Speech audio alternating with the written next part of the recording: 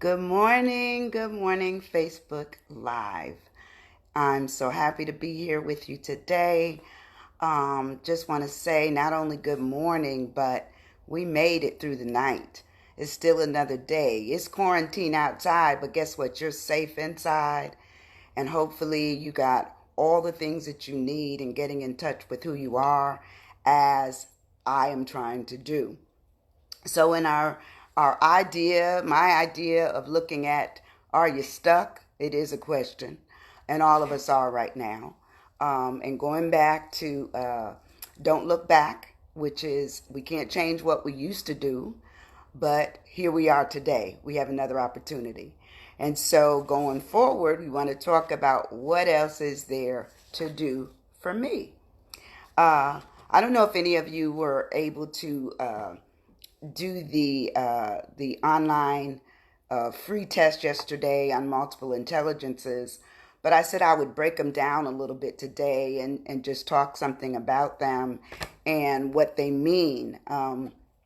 Our third thing that it says that we're going to do on this card, it says don't look back, and it says measure you by time spent on growing a new you, a new career, a new idea, just new, something that you haven't done before. How can you bring that forward?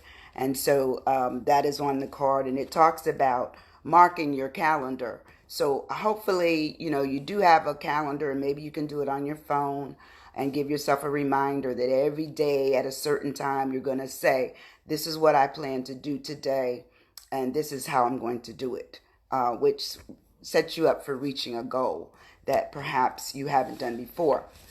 So let's start here. And these were not developed by me. This is, and let me tell you how this kind of came about. And I'm going to paraphrase or parethought as to what Dr. Howard Gardner, who is a Harvard professor, felt that this would do, not just for his daughter, who was experiencing some issues of going to college. And once she got to college, she felt that most of her education was based on her memory. And a lot of times if we're able to say we have a good memory, some of us could have, the possibility of remembering everything we've seen on a page. For others, it may be some other things, but our memory is good. As we get older, though, the memory may shut down a little bit, but the concept is that we can memorize a lot of stuff. And sometimes they say that that's how many of the exams in the United States are done, is by rote memory. And so looking at that, the daughter went to her college and felt that there was something going wrong. There's something that was different that she was having some difficulty with. And so she said, well, she called her dad up and said, look, I'm in here with, people that maybe are much smarter than me and are just much more equipped than me, much more capable than me. And here I am. What am I to do? All I did was memorize everything from as a young child to where I am today. And it made him pause and gave him something to think about. And ultimately, he said, but you have other things that you do. While you're a beautiful dancer, and you can play an instrument or whatever he told her. I'm not quite sure of all the things that he was certainly reinforcing in her mind of what she could do. But sometimes because we think of ourselves being, judged or evaluated based on what someone else's standards are, such as a lot of students are very, very intelligent, but because they've always had to do it according to the way, say the school system says it must be done, the college says it must be done. It doesn't matter. It doesn't say that anything can be taken away from them. But if anything, how can we, still, include them in being a part of the process of growth if there's only one way to do something? You can look at other ways of doing it. So here are some of the ones that they talk about. Musical intelligence. And that's, of course, anybody that probably has an appreciation for music, can maybe sing, can play an instrument, can direct an orchestra, a musical play that they are part of and involved with, can read music, can write music. That would be a person with musical intelligence. The person who's a naturalist, which is one that's kind of interesting to me because that's one of the newer ones, and they talk about the person who can go outside and have this capability to look at the grass and see what the grass nutritionally is missing, or they can prune back the trees to just the right time to make them grow, or they can go and be watchers of the birds, just a bird watching, or they just love being outside, camping, all of that. That would be somebody that learns from nature. So that's very good. That's to me an important concept of anybody wanting to be out in the open air. I can tell you right now, I'm going to run from a bee. Not that fond of grass because I'm allergic to it, and of course the pollen does me in. But I'm just letting you know that there's usefulness for those who love and enjoy and actually learn from nature. The logical and mathematical person, that's a person who you can't stump them when it comes to math, calculus, algebra, basic math. In fact, I have a friend who had gone back to teaching from home, not because she wanted to, but because she was dealing with some kids, and it came about during this quarantine time, and she said, girl, it's almost horrible that they're doing things I don't know how to do. So how do I get to this point? How do I figure this all out?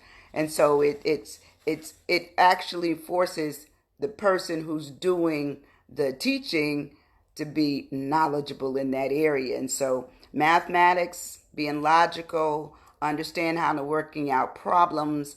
The person who's probably mathematical could be, a teacher, a scientist. They understand order. They understand what will be versus what is, or they understand what is and what will be just based on that whole concept. Interpersonal intelligence, that's the ability to connect with others, like probably the person who can gather people together and organize a big event, or the person who can be a person who just speaks in front of a group of people and connects different things that people understand, and then run huge meetings and corporations, and they have this ability to just bring people together. They know what it is, and they can do it from one-on-one, or they can do it to masses of people. That would be someone with that interpersonal skill. But the intrapersonal skill is, how do you deal with yourself? Some people they're not interested in being extrovert. They really are personal, and they personally can understand who they are. And they have, and I feel that sometimes you need a balance of both. You need the ability to understand who you are, while still working in the realm of working with others, especially if it's in a job of some sort. And so that makes it viably important that you understand how you are working with other people and getting to understand how they are. And sometimes people are difficult, let's face it. Having been as I said, a counselor for years, people can be extremely difficult to work with. And sometimes we don't know when to stop pushing. We don't get the signs that people had enough. They had enough of maybe what we're asking them to do, what's being requested, or we might be feeling the same way, that we're having the same difficulty. So we do have to know that the bodily kinesthetic intelligence, that's the person that, that may be your fitness trainers, your people that are physical, or the people who love to run long distance, or they dance. They want to teach all of these different things. That's viably important. They're helping that process come along of movement. And to me, movement it can be fluid at times. If you get the right person that can help you move, then that's good. Like like a great dance instructor. And there's so many in town that do that. And they literally get people who normally never danced before up and dancing, moving. And even if you move by your own beat, it doesn't matter as long as you're moving. But they said that there's the person that has that intelligence to teach it, or can lead. Those are all that area. The linguistic person, that's the person that maybe writes a great story, their own or someone else's, or the person who communicates, like what I'm doing today. That would be in a linguistics intelligence, and that's just looking at how we talk to people. How we can encourage people, motivate people. All those things would be linguistics. Writing your own story, that would be linguistics. Even if you don't really uh, say put it on an audio file and you're actually the voice of reading your own book to someone. But no, just the fact that you're interested in the whole idea of writing something down and making it a part of your history, and then exposing it to someone else for them to know more about who you are. So that's really good.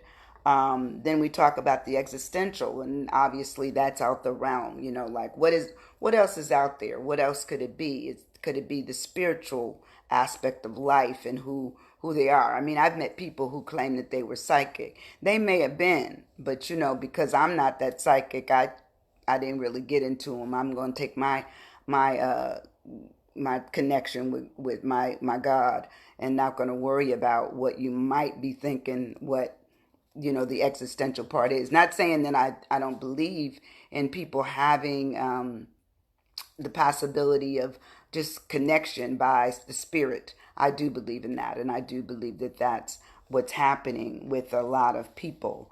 So those are pretty much most of them: interpersonal, linguistic, body kinesthetic, interpersonal intelligence, existential, logical, mathematical, musical, and a naturalist. Those are the areas that Dr. Gardner felt needed to be investigated, because it's sometimes you have to build people up to let them know what they have, versus taking away from the fact that they can't do certain things.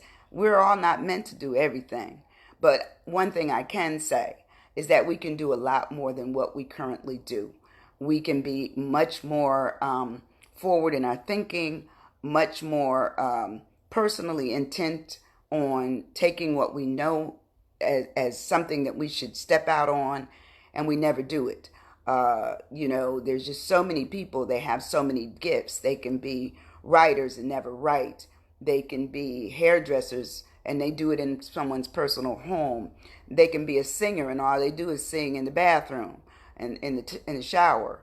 They can be dancers. There's so many things that we could be doing. So through the years, as a counselor, and also as a person who dealt with certification and licensure, and I call myself a credentialing specialist, is I try to use these multiple intelligences to tell people, but you're more than what that test that you took says you are. That test may be confirmation of some things you might know or don't know. But what I'm suggesting is that you use this for your good. You use something else beyond what I call the typical barometer to rate yourself. Rate yourself on who you are as you grow. And that's our purpose. Every day we live, we have an opportunity to do more than what we did yesterday.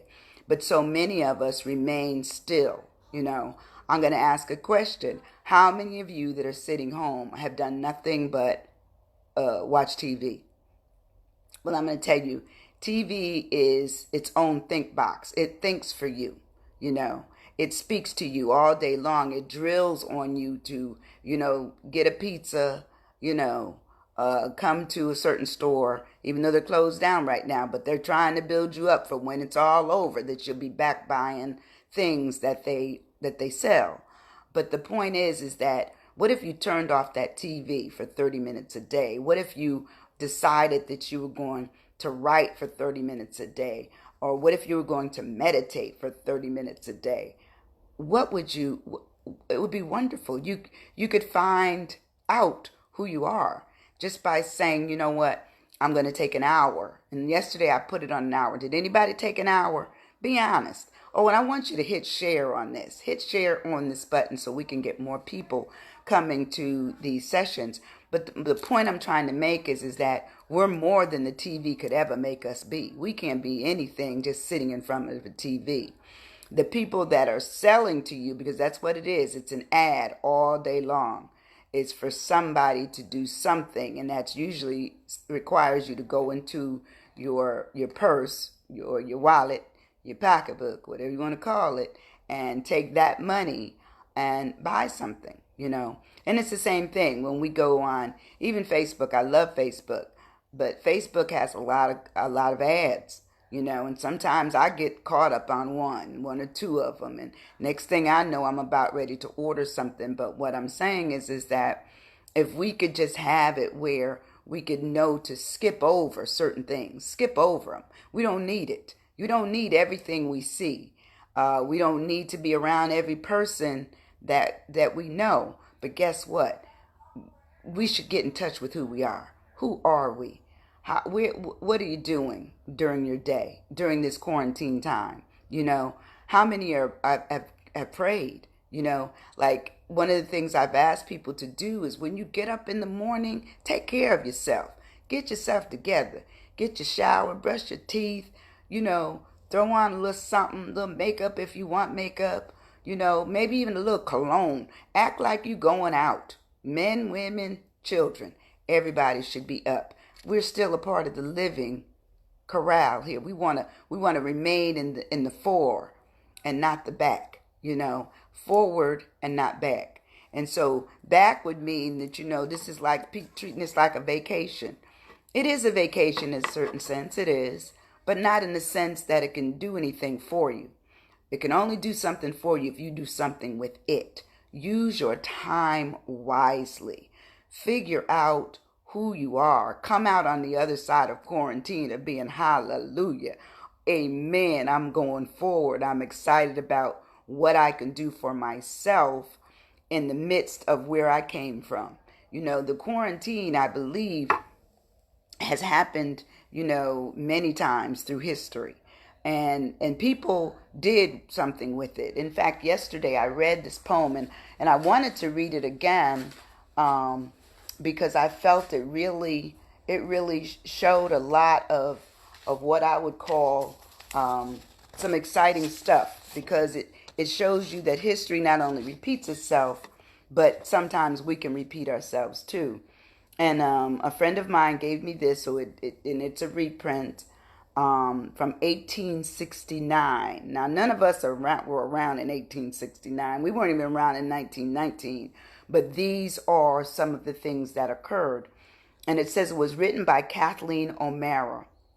And it says, and people stayed at home, and they read books, and they listened, and they rested, and did exercises, and made art, and played, and learned new ways of being, and stopped, and listened more deeply.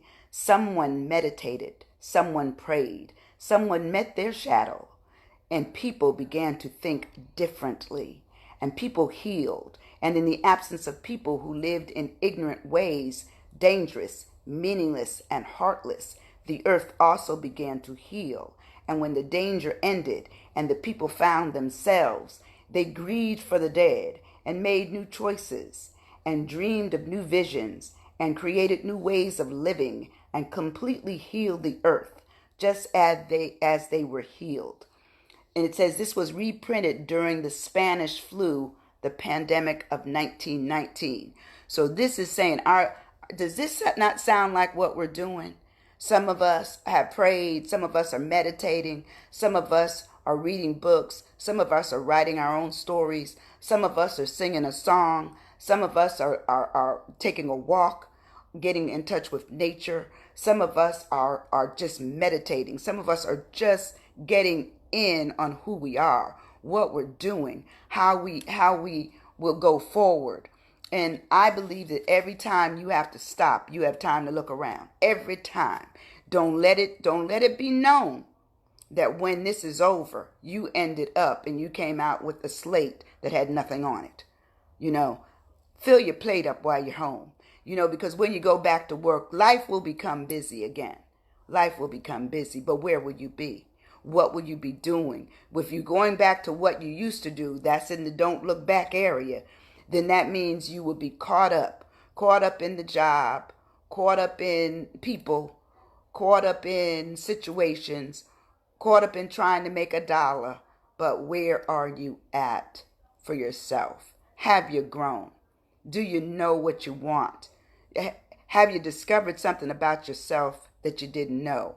I challenged you, and I don't know if anybody, I haven't heard back from anybody, but I challenged people to do something that you never done before. Plan it. It was to be started to be planned yesterday, but that's okay. Plan it today. Plan it today. Or think about it tonight and plan it tomorrow. And I'm coming back again tomorrow. I am. My intention is to try to be the fill of just assisting this process along. Who are we? What can we be? How can we be? And I love all of you for stopping in today. I do. And I want to leave with just a short little song I want to sing. Blessed assurance,